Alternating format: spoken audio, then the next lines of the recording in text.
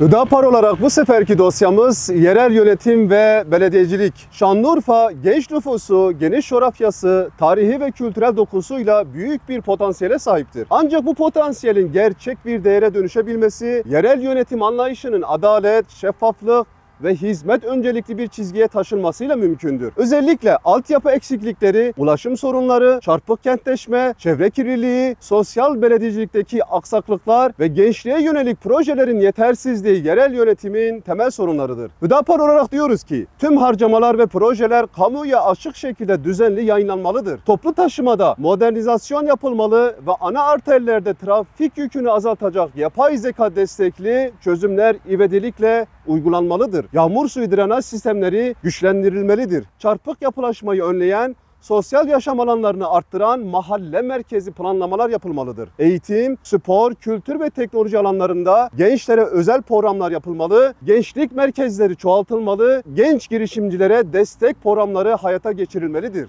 İhtiyaç sahibi aileler desteklenmeli, mahalle bazı sosyal dayanışma noktaları kurulmalı, yaşlı ve engelli vatandaşlara kolaylaştırılmış belediyecilik hizmetleri sunulmalıdır. Atık yönetimi daha planlı ve modern hale getirilmelidir. Çöpler gece saatlerinde toplanmalı, böylece hem trafik yoğunluğu azaltılmalı hem de gündüz oluşan rahatsızlıklar önlenerek şehir düzeni korunmalıdır. DADAŞ kaynaklı sorunların çözümü için yerel enerji üretim modellerinin geliştirilmesi gerekmektedir. Şanlıurfa'nın gerçek anlamda nefes alan, adil, güvenli ve yaşanabilir bir şehir olması ancak hizmeti önceleyen, halka kulak veren, liyakati esas alan bir belediyecilik anlayışıyla mümkündür. Bu iki dosyamızda ortaya koyduğumuz değerlendirmeler ve öneriler şehrimizin yarınlarına katkı sunmak amacının bir parçasıdır. Huzurlu bir Urfa istiyorsak, Hüdapar'ın yerel yönetim anlayışına ve çözüm önerilerine ihtiyaç vardır ve bizler dürüst siyaset, gerçek hizmet anlayışımızla şehrimizi hak ettiği seviyeye taşımak için her daim hazırız.